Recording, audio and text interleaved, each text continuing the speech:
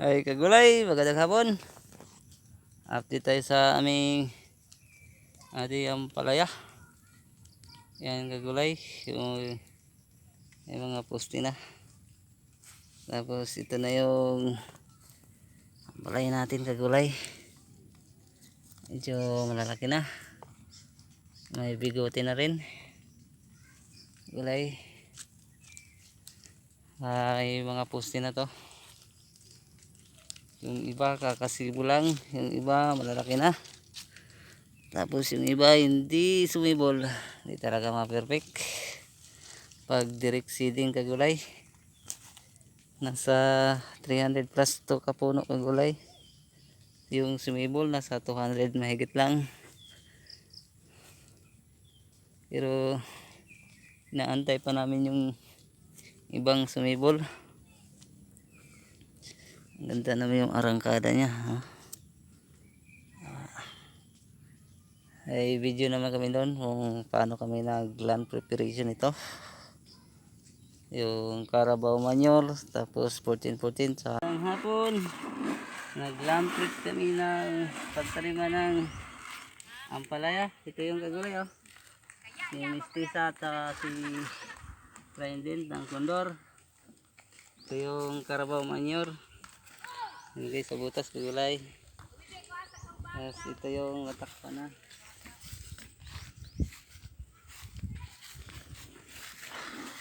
Lagyan natin ng 14-14.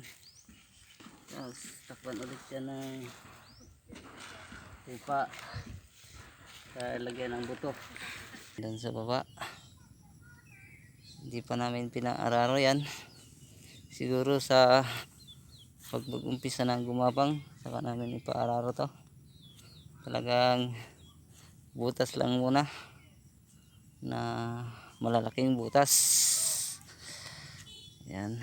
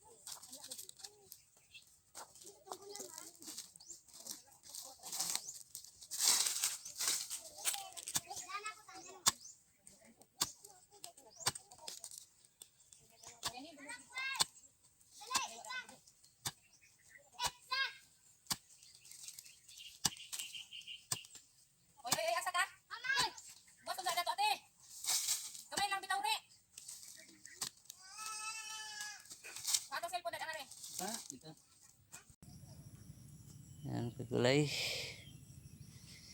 Yan. Maganda naman yung arangkada niya. Yan. Pag ito kakalabas lang. Yan, kakasibo lang. Nel na farmer pala ulit kagulay. Yung farmer na kugihan. Yan kagulay. Ang ganda na yung mga poste. Yan. Nag-umpisa na rin akong gumawa ng diamond trellis. Yan, hindi pa masyado makita kasi isa pa lang yung nagawa ko. Ito tayo dito sa gilid.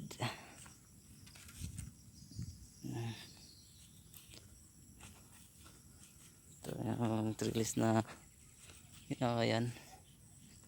Isa pa lang. Siguro maglagay pa na tayo ng T-wire dyan sa gitna bago mag trellis. Ang dami naman dito. Isa, dalawa. Yan kakasibol yung iba maliit pa talaga. Mga ano ngayon, Lunes nga rin ano? Lunes? Baka sa Sabado kami mag-abono. Kasi yung iba yan, hindi pa ganyan pa lang. Hindi pa. Sabado na lang siguro. Baka hindi pa sumipol.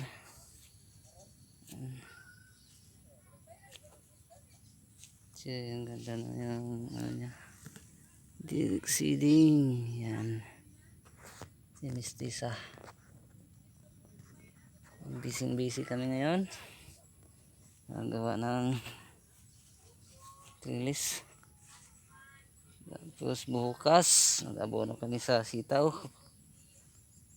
Di na muna namin to. Ngayon. Trabahuin bukas. Ay, may manok. Yan lang muna kagulay. Update lang muna sa aming ampalaya.